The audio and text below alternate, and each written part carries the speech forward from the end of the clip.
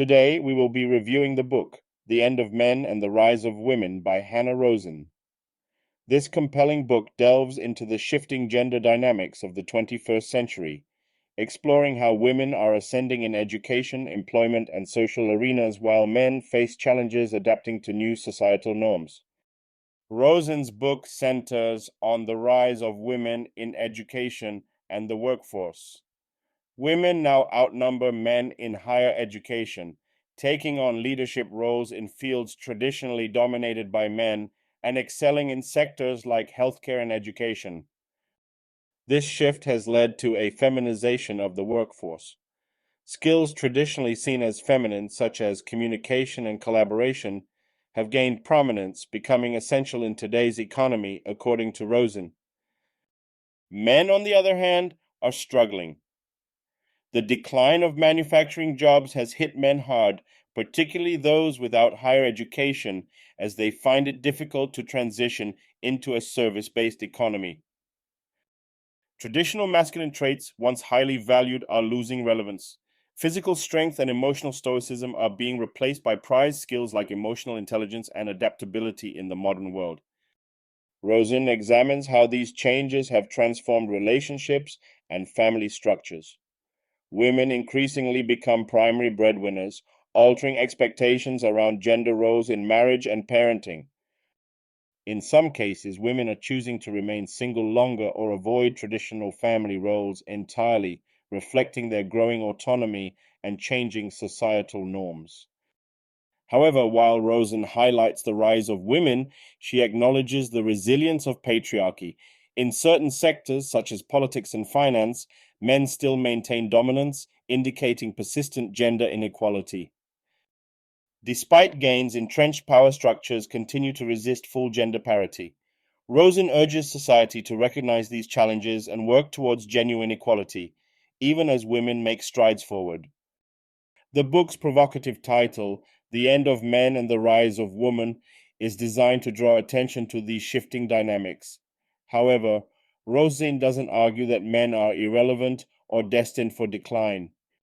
Instead, she explores the complexities of gender dynamics in a changing world. Critics argue that the title may oversimplify the challenges faced by both genders and risk exacerbating divisive narratives. While the book is deeply rooted in research, its focus on Western societies, particularly the United States, limits its global applicability. Gender dynamics in other cultures may vary significantly. Rosin's comprehensive research is a major strength of the book. Her analysis, supported by data, interviews, and case studies, presents a well-rounded view of societal changes, engaging readers with a mix of statistics and personal stories. The book challenges traditional gender roles, pushing readers to question long-held beliefs about men and women.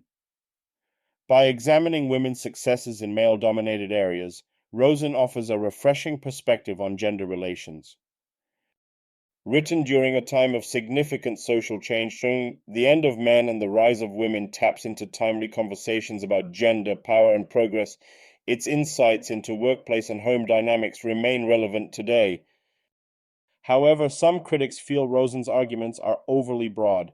The book doesn't fully account for the nuances of gender relations across different regions, classes, or cultures, focusing heavily on middle-class Americans. The limited exploration of men's responses is another critique. While women's rise is thoroughly analyzed, the book lacks depth in discussing how men are adapting or could adapt to these changes.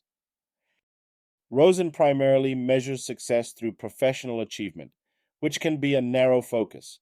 Critics argue this overlooks other forms of success, like personal fulfillment, family roles, and social contributions. Despite these criticisms, The End of Men and the Rise of Women is a thought-provoking book. It examines evolving gender roles in the 21st century, highlighting women's strides and men's struggles in adapting to change.